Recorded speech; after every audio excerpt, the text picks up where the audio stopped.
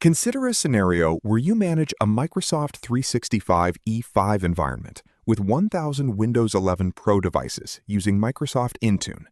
You need to select the right Microsoft Defender for Cloud Apps configurations for two specific scenarios from these options. A. Activity policy. B. File policy. C. Session policy. D. Access policy. And E. OAuth app policy.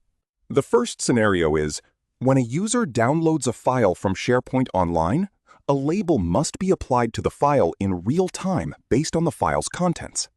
The second scenario is, only users that use Intune-compliant devices must be able to sign in to Dropbox. Let's look at the concepts behind these policies. These policies in Defender for Cloud Apps allow administrators to govern how users interact with cloud apps and data. These configurations determine whether we are focusing on user behavior patterns, scanning static files, controlling ongoing sessions, enforcing authentication based on device context, or auditing application permissions. Understanding the distinction between these operational scopes is essential for selecting the correct configuration for each specific security requirement. I believe the correct match for the first scenario, where a label is applied to a file in real time during a download, is a session policy. In my view, this is the correct choice because session policies in Microsoft Defender for Cloud Apps provide real-time control over user sessions, allowing you to intercept actions like file downloads to apply sensitivity labels dynamically.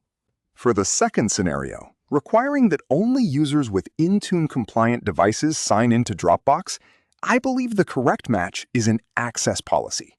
This is because access policies let you enforce security rules based on context, such as the compliance status of the device, effectively gatekeeping access to cloud applications based on your organization's specific device health standards.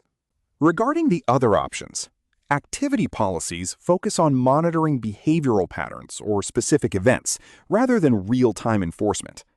File policies are designed for scanning files at rest, not for active sessions. Finally, OAuth app policies are specifically for managing third-party application permissions.